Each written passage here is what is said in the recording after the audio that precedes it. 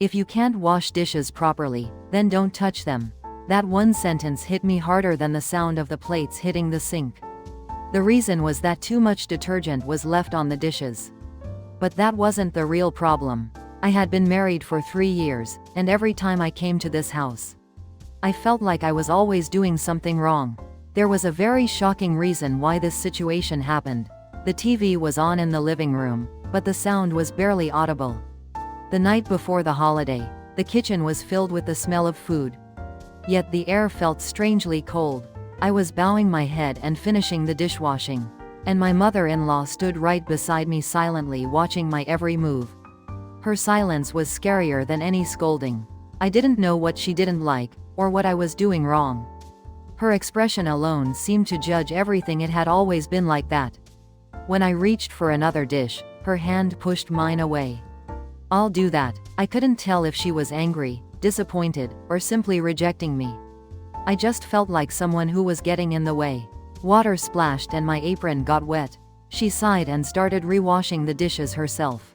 I stood in the corner like a child, hands clasped together, not knowing what to do. And suddenly, one thought came to mind. Why do I become so small only in this house? Just then, her phone vibrated. Her expression froze for a second. She checked the screen, then looked straight at me, and that look was strange. Not hatred, but someone who looked hurt. I didn't know why she was looking at me like that. "You've been on your phone a lot today." Her tone wasn't gentle. It was full of something suppressed, something like suspicion. "No, I was just..." Before I could explain, she cut me off.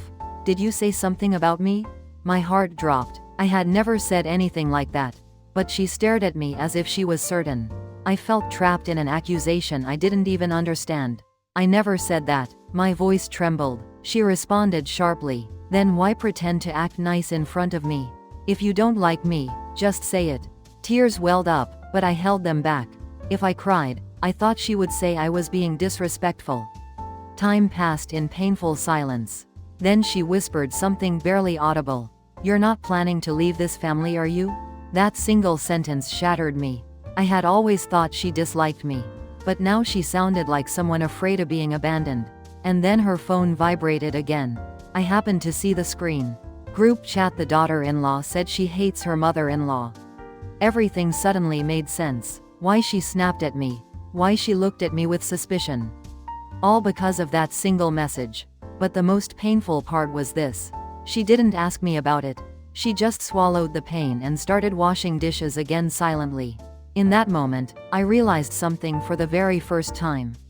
This whole conflict wasn't about dishwashing. It was because she was afraid I might leave. Even with that understanding, I knew the conflict had only begun. Later that night, we finally talked, truly talked. My mother-in-law confessed she wasn't angry, she had been scared. She was afraid that, after the marriage, she had become someone unnecessary. And correcting me, criticizing me made her feel she still mattered. I confessed that I avoided her eyes not because I hated her, but because I didn't want to disappoint her.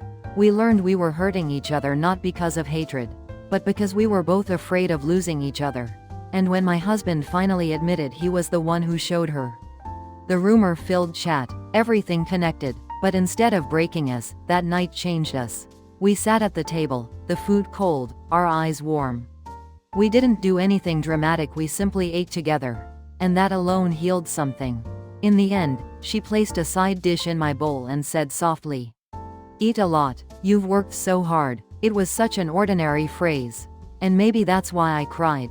Sometimes happiness isn't a big moment. Sometimes it's simply sitting at the same table again. That night, we finally became a real family. If you enjoyed this story, please like and subscribe, it means the world to me.